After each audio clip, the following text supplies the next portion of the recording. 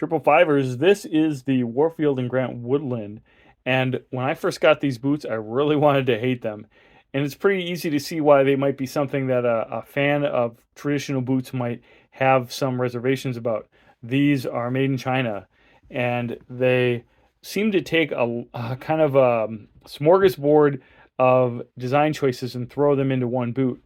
And so when I first got them, it was not easy for me to get excited about doing this review. I wore them around the house, looked at them, kind of had to eventually bracket my expectations and just be honest about these boots, because the honest truth is that these boots have a beautiful pull-up leather. The quality of stitching is really nice, and the design choices, which we'll talk through, are not all bad. So let's get into it. All right, well, let's take a look at this boot from top to bottom. Starting at the top, you can see that this is a 6-inch boot. We've got some quick eyelets here. Interesting choice of the suede tongue. And on the inside, it is lined with a very soft leather. This tongue is not particularly thick, and that is a little bit of a concern of mine in the long term. You have a keeper for your laces, and then the same soft glove type of a lining on the inside. And then we see one of the most distinctive design choices in the whole boot, which is to line these in wool. And when I first got these, I was not thrilled about this. I thought, okay, well, lined boots often wear out fast. The wool itself, if it's not robust, it's going to get frayed, it's going to pill. This seems to be a very nice quality wool, and frankly, a little bit coarse in a way that is good, that I think that it's going to prevent a lot of the pilling concerns that I have. Now, of course, this model is the Woodland, and so thank goodness that someone at Warfield and Grand actually had the wherewithal to put a Woodland M81 insole in here. And this is just a fabric lined insole that's padded, kind of like a traditional athletic insole. And I wanted to let you know, just reaching in here, you could easily take this out and put in a more supportive insole, no problem. And so that insole is definitely kind of a fun design choice with these boots. I think it fits the name for sure to get some actual M81 in here, so that was cool. The leather on the outside, I believe, is an Italian leather. I've read that the Woodland model has the same type of leather as the rest of Warfield and Grand's, which are Italian leather, and it has a nice pull-up effect. It's very richly oiled, felt great out of box, and as you can see, the construction is very high quality. Really nice stitching, a nice finishing on the leather here, really nice detail there. The broguing is nice throughout. And then, of course, you have a very traditional Blake Stitch midsole, which is not the most robust midsole, but it's definitely not a bad quality midsole. So when I got these boots, I was kind of afraid that they would just be like a cheap version of something like these. Now, these are my Allen Edmonds Higgin Mills. And these boots I've worn for 3 Minnesota winters, very beat up, Danite soles, almost due for a resole. But the leather itself has held up very well as all the hardware. Have had to replace the shoelaces once. As you can see, it has some nice stitching details. And I was afraid that these boots would just be a cheap version of what you could get from Allen Edmonds. And when you're paying the full retail price of $230, it's not enough of a differential to buy the lesser known brand. Warfield and Grand has only been around since 2017, so they're not really proven, obviously, the way that Allen Edmonds has been proven.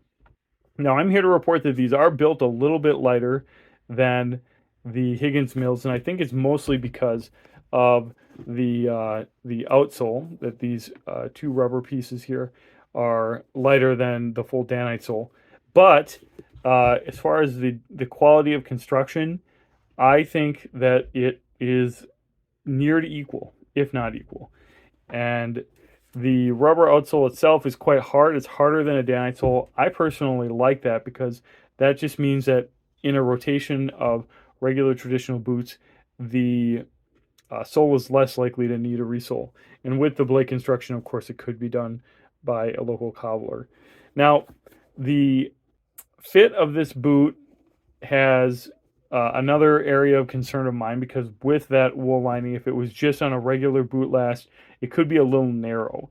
and I'm a very much a wide D when it comes to sizing. And so we can talk about sizing. These are 12, so I did size up a half size compared to what I normally wear. Those Higgin Mills are an 11 and a half, but these are Ds.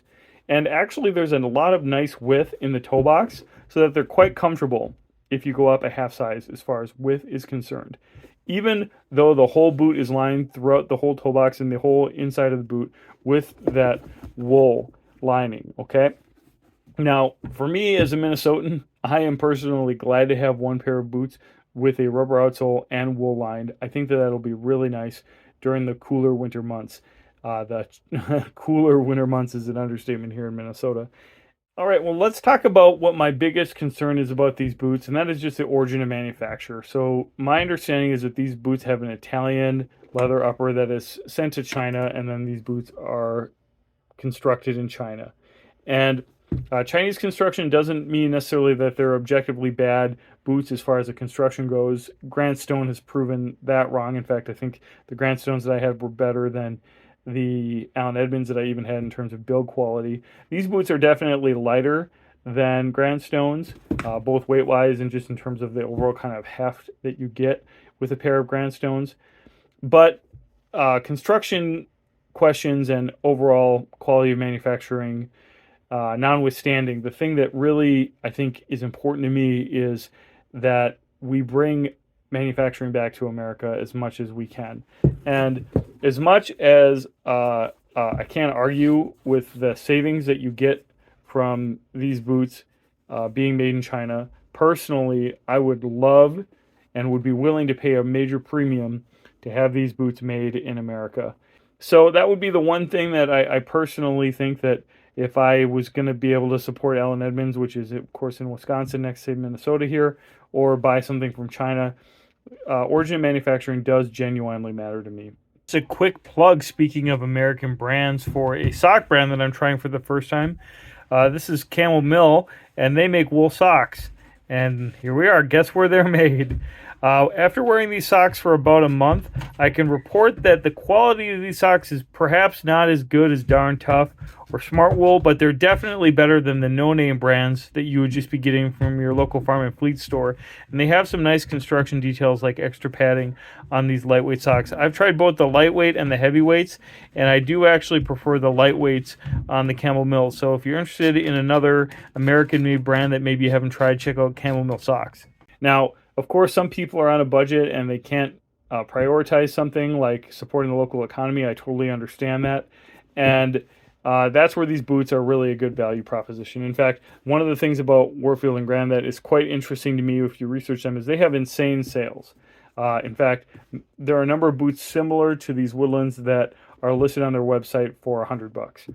So the $220 price, if that's too steep for you to buy a boot made in China, wait till these go on clearance and hopefully they'll have something in your size, because the sale on these definitely blows Allen Edmonds sales or similar American boot brand sales out of the water. You're really in a different price bracket completely when you're looking at spending $100 on a boot like this. And for $100, getting a full grain leather upper or true rubber outsole that is recraftable, Blake stitching, nice details, that's where I feel like the value of these boots really comes in.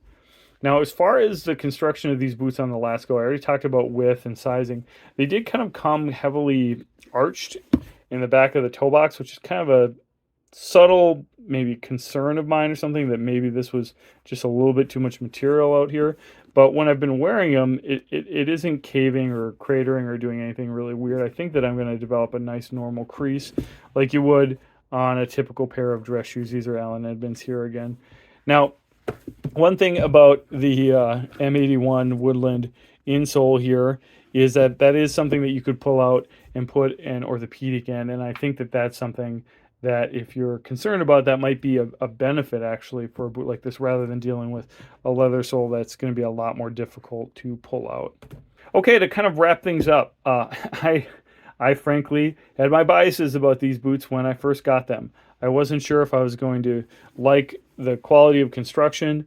I had my reservations about Chinese manufacturing, but I do actually really like these boots. The beautiful leather, the nice, kind of, I don't know, fun maybe, creative choices in some of the things that are being deployed in the Woodland. The wool lining, just going to make for a unique boot in your collection. And I think that with proper care, that this boot will provide years of service. So if you can get over the China manufacturing, then you're looking at a boot that I think is very enjoyable and very reasonable. And I would like to thank Warfield and Grand for sending this boot out to me for review. All right, Triple Fivers, let me know what you think of the Warfield and Grands in the comments below. Do you have any Chinese manufacturer boots? Obviously, you probably have Chinese manufacturing shoes if you have any athletic shoes, but are you trying to commit to American purchases or anything like that? Or is something like this on your radar because of the value that it brings? Again, let me know in the comments below, and I really appreciate you tuning in.